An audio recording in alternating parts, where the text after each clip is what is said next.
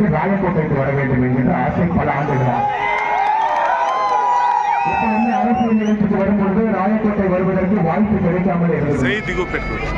ஒரு சரித்திர மண். தமிழ்நாட்டில் எந்த ஒரு ஊரும் கூட 1861 தொடர்ச்சியாக சுதந்திரத்திற்கு பிறகு ஒருங்கிணைந்த சேலம் மாவட்டம் உருவாகும் வரை இத்தனை ஆண்டுகள் ஒரு பகுதி ஒரு மாவட்ட தலைநகராக இருக்குன்னா அதை பார்க்க வேண்டும் என்கின்ற ஆசை இத்தனை ஆண்டு காலமாக இருந்தது.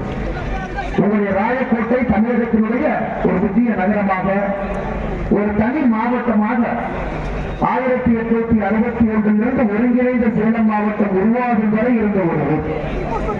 அது சாதாரணமாக ஒரு இந்து எழுச்சியை உருவாக்கிய கிருஷ்ணதேவராயர் அவருடைய ஆட்சி காலத்திலே ஆண்ட ஒரு ஊர்.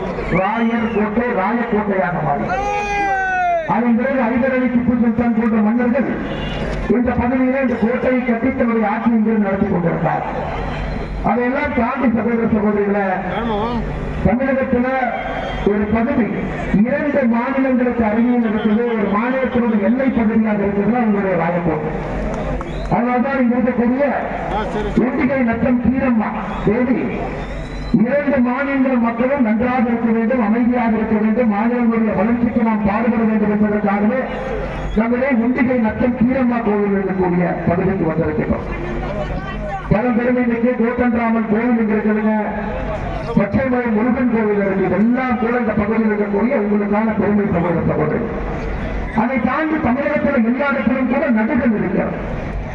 ஆனா இந்த பகுதி ராயக்கோட்டை வேப்பூரில் இருக்கக்கூடிய நடுகளுடைய பெருமை என்னன்னா வேறு மாநிலத்தினுடைய மொழியினுடைய பெருமையை சொல்லக்கூடிய நடுகள் இங்க இருக்கு. குறிப்பாக கிபி 910 அந்த காலகட்டத்தில் கர்நாடகாவை ஆண்ட நுவம்பர் மன்னன் வீர நுவம்பர் அவருடைய காலத்து கன்னடங்களின் நடுக்கள் இன்னும் பத்திரமாக பாதுகாப்பாக இருந்தது. அதனால்தான் ராயக்கோட்டையை பொறுத்தவரை வேப்பூரை பொறுத்தவரை 3 மொழிகள் பேசக்கூடிய மக்கள் அதிகமாக இருக்கக்கூடிய பகுதி. நம்முடைய தாய்மொழி தமிழ் மொழி அதிகமாக பேச, கன்னடத்து மொழி அதிகமாக பேசக்கூடிய சகோதர சகோதரர் இருக்கிறாங்க, தெலுங்கு மொழி அதிகமாக பேசக்கூடிய சகோதர சகோதரர் இருக்கிறாங்க. 3 மொழி பேசக்கூடிய தமிழகத்தில் சில மாவட்டங்கள் மட்டும்தான். இந்தியாவுடைய ஒற்றுமையை ராயக்கோட்டை பறைசாற்றுகிறது. இந்தியாவுடைய தமிழ்நாட்டில் பார்த்தீங்கன்னா உள்ள வந்துட்டீங்கன்னா திராவிட முன்னேற்ற கழகத்தினுடைய ஆட்சியாளர்கள் எல்லா மொழிக்கும் கூட அதே மரியாதை கொடுக்குறாங்கன்னு எனக்கு தெரியாது.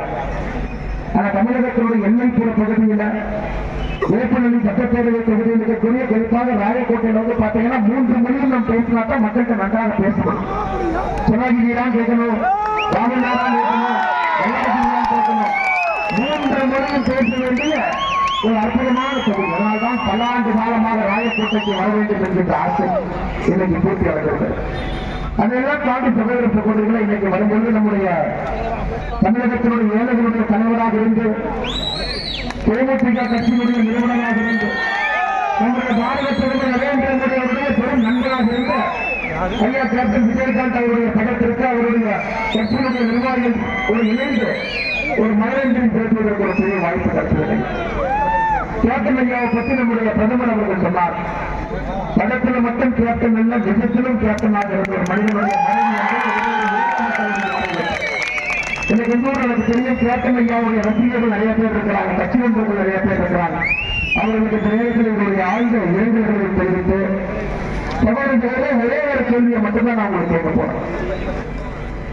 நம்முடைய பாரத பிரதமர் அவர்கள் அனைத்து மொழிக்கும் கூட மரியாதை கொடுக்க வேண்டும் என்று நினைத்து ஆட்சியை நடத்தி கொண்டிருக்கின்றார். எல்லா மொழிக்கும் மரியாதை. சமீபத்தில் பிரதமர் கேட்டார், ஐயா இந்தியாவுடைய தேசிய மொழி அது ஹிந்தியான்னு கேட்டார். அதற்கு பிரதமர் சொன்னார், ஒரு மாநிலத்திலும் பேசக்கூடிய மொழி நம்முடைய தேசிய மொழி என்று சொன்னார். தமிழ் மொழியாக இருந்தாலும் அது தேசிய மொழி, அது கன்னட மொழியாக இருந்தாலும் அது தேசிய மொழி, தெலுங்கு மொழியாக இருந்தாலும் கூட ஒரு தேசியம். எல்லா மொழிகளுக்கும் கூட மதிப்பு மரியாதையும் கொடுக்கக்கூடிய நம்முடைய ஆட்சி 9 ஆண்டு காலமாக ஆட்சியில் இருந்துவிட்டு 10வது ஆண்டு அதிகரித்து வைத்திருக்கிறோம். ஐயா இன்னைக்கு சுத்தமிக்கின்ற வெயில் எதுவும் கோலப்படாமல் இருக்கிறீங்க. மனுஷங்க அதிக நேரம் எடுக்காம வேகமா பேசி முடித்த வெயில்ல எதையும் கோலப்படாம நம்முடைய சகோதரிகள், தாய்மார்கள், இளைஞர்கள் எல்லாரும் ஐயா நம்முடைய புதிய கல்விக் கொள்கையுடைய நோக்கமே எப்படி நாம இன்னைக்கு வேப்பநல்லிக்கு ராயக்கோட்டைக்கு வந்தால் 3 மொழியை பேச வேண்டும் நீங்க எதிர்பார்க்கிறோம். ಕನ್ನಡದಲ್ಲಿ ಮಾತುಕತೆ ನೀವು ಎಕ್ಸ್ಪೆಕ್ಟ್ ಮಾಡ್ತಾ ಇದ್ದೀರಾ? ಅನ್ನ ಸುಂದರ ಸೇವೆಯಲ್ಲಿ ನೀವು பேசுங்க அப்படிங்கிறீங்க. அதுதான் நம்முடைய புதிய கல்விக் கொள்கை. தாய்மொழிக்கு முக்கியத்துவம், நம்முடைய தமிழ் மொழிக்கு முக்கியத்துவம். ஆனா 3 மொழி படிங்க பிரதமர் சொல்றார். தமிழ் மொழி படிங்க, ஆங்கில மொழி படிங்க. மூன்றாவது நீங்கள் படிக்கிற மொழி உங்களுடைய மொழி எதை பிடிச்சிருக்கோ. தமிழ்நாட்டில் எத்தனையோ வேற்று தாய்மொழி பாஷை பேசுறவங்க இருக்கிறான். மொழி பேசுறவங்க ஏகப்பட்ட பேர் தமிழ்நாட்டில் இருக்கிறான். ஆனா நம்முடைய தமிழர்கள் அவங்க கன்னட பேசுறவங்க ஏகப்பட்ட பேர் இருக்காங்க, தமிழர்கள் அவங்க. மலையாள மொழி பேசக்கூடிய ஏகப்பட்ட நண்பர்கள் இருக்கிறாங்க, அவங்க தமிழர்கள். அதனால்தான் பிரதமர் சொல்றாங்க, இந்த 3வது மொழி என்பது உங்களுக்கு பிடித்த மொழியை நீங்க பண்ணுங்க. எந்த மொழியும் கூட நாங்கள் மத்திய அரசுல திணிக்க போறது கிடையாது. 2019 வரை இந்தியாவுடைய பழைய கல்விக் கொள்கை என்ன சொன்னோம்னா, ஹிந்தி மொழியை கட்டாயமா படிக்கணும், தாய்மொழியை கட்டாயமா படிக்கணும், அந்த ஊருடைய தாய்மொழி தமிழ் மொழி, ஆங்கிலத்தை கட்டாயமா படிக்கணும். அது 3 மொழி கொள்கை. இந்திய தெரிஞ்சா நம்முடைய பிரதமர் அவர்கள் முதலாக மும்மொழி கொள்கையில தமிழ் மொழியை கட்டாயமா படிக்கணும், தாய்மொழி, ஆங்கில மொழியை கட்டாயமா படிக்கணும், 3வது மொழி நீங்க எடுத்து படிக்கிறார். அப்படி இங்க தெலுங்கு பேசக்கூடிய சொந்தங்கள் இருக்கீங்கன்னா 3வது மொழி தெலுங்கு மொழி படிங்க, ஹிந்தி படிக்காது. கன்னடம் பேசுறவங்க இருக்கிறீங்க, 3வது மொழி கன்னட மொழி படிங்க. அந்த கோயம்புத்தூர் பக்கம் மலையாள பேசுறவங்க இருக்கிறீங்க, மலையாள மொழி படிங்க. இதுதான் இந்த மும்மொழி கொள்கை என்பது. இதை திராவிட